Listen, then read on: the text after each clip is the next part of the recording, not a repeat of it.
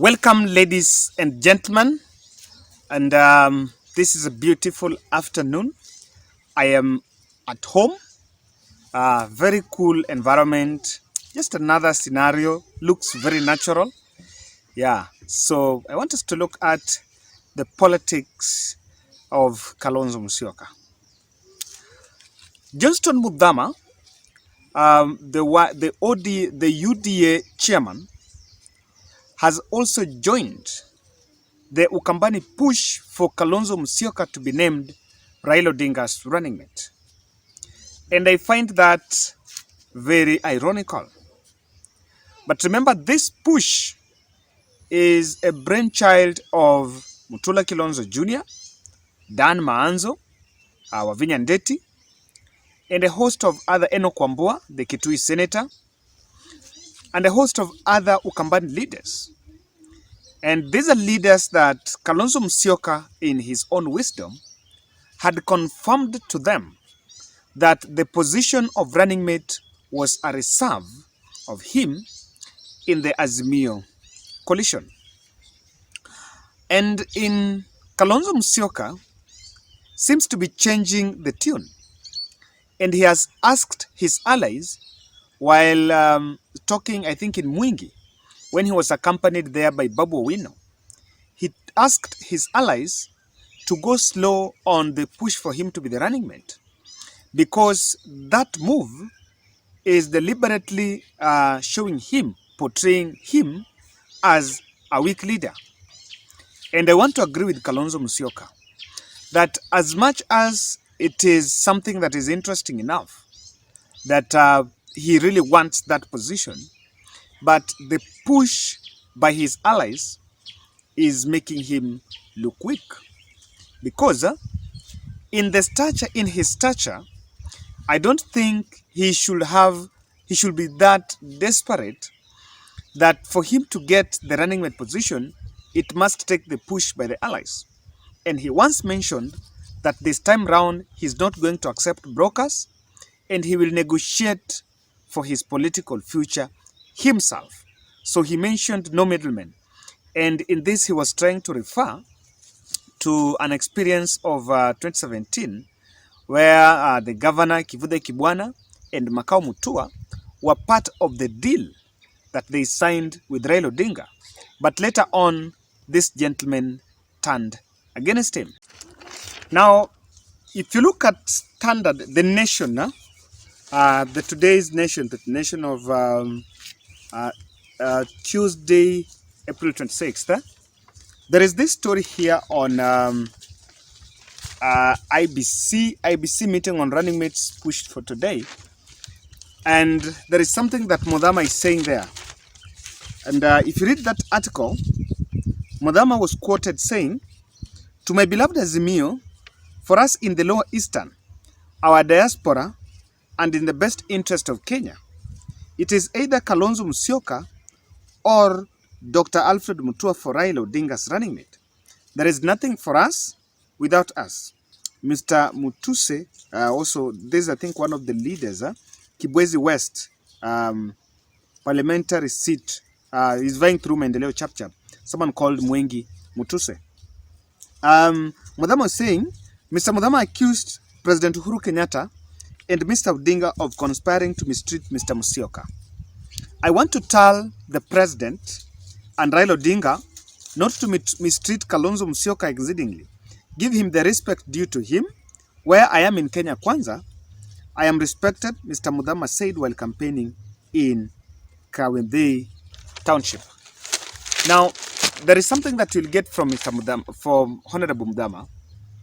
He's trying to play safe.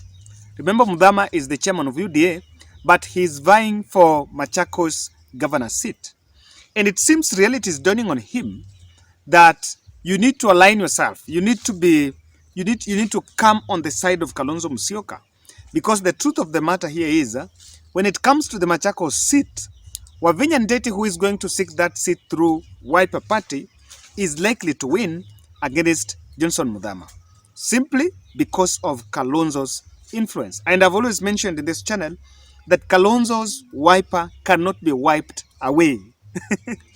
Yes, Kalonzo's Wiper Party cannot be wiped away in all the Ukambani counties. So, ladies and gentlemen, let's face it. How do you think this push by Kalonzo Musyoka, hardliners, for him to be named running mate is akin to weaken his political future?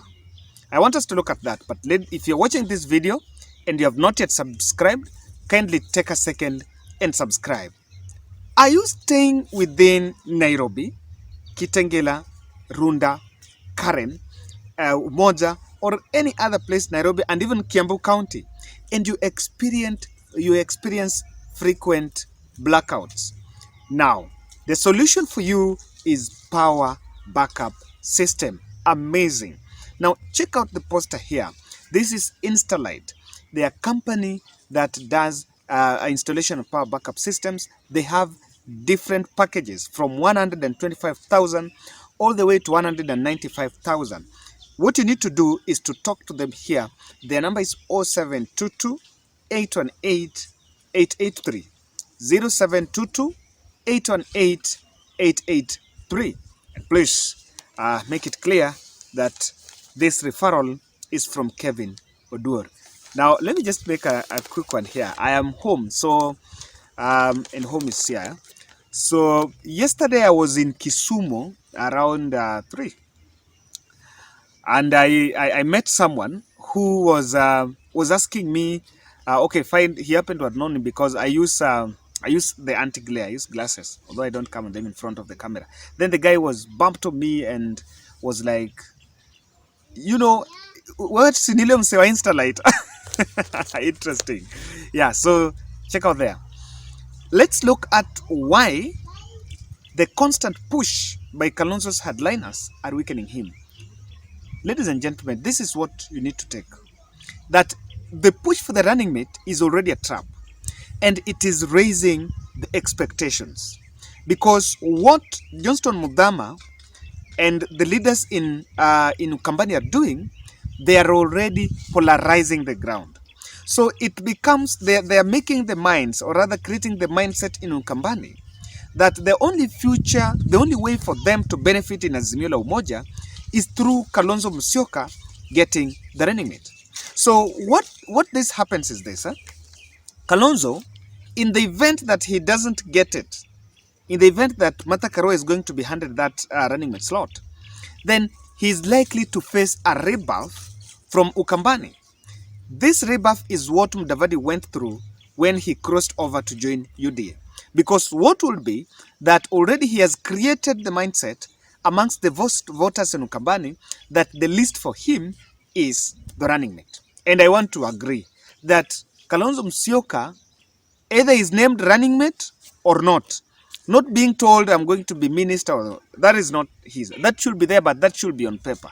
Kalonzo Musyoka cannot be a speaker of the Senate or National Assembly or so. The least he can get is that running mate, or he sits aside and allow Raila choose another person. So that move is going to create it. And that is why Johnston Muthama is coming out. Now, what will that bring is what my second point is. Johnston Muthama is the person who brokered a deal between Raila and Kalonzo in 2013.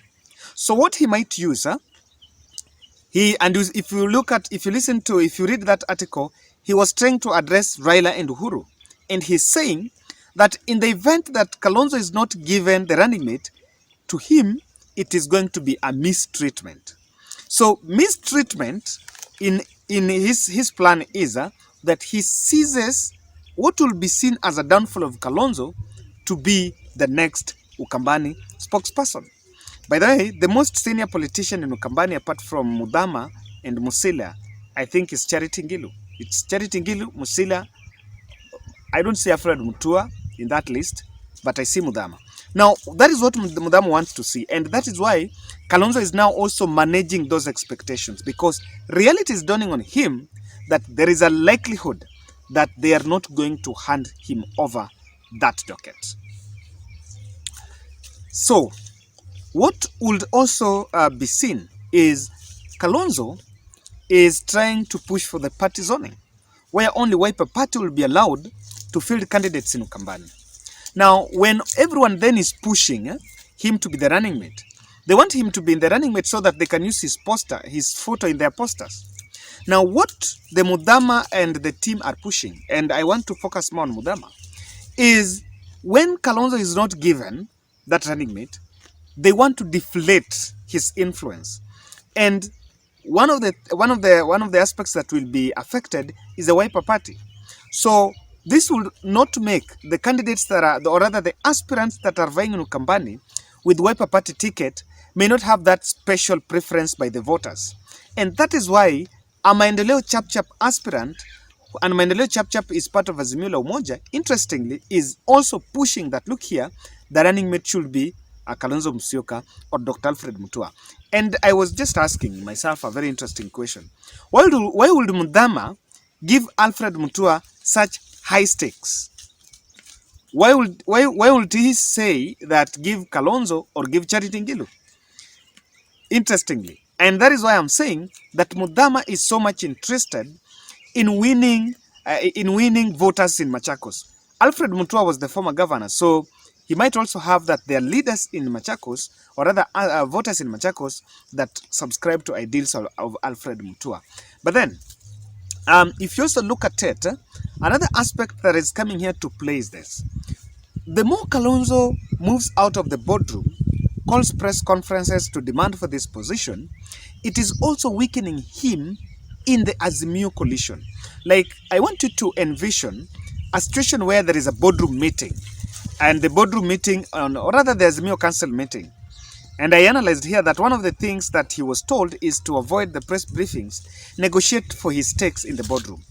These are weakening him because he is seen to be someone by not, he wants to attract the national traction, where he's not just a Kamba leader. I totally agree. He's not just a three Ukambani leaders, three Ukambani counties leader. He also has the national clout. But the more he cries out in the streets, the other leaders or the voters from the other parts of the country see him as a selfless, as a selfish person who only is pushing his self-interest, but not at the interest of Azimio la Umoja winning.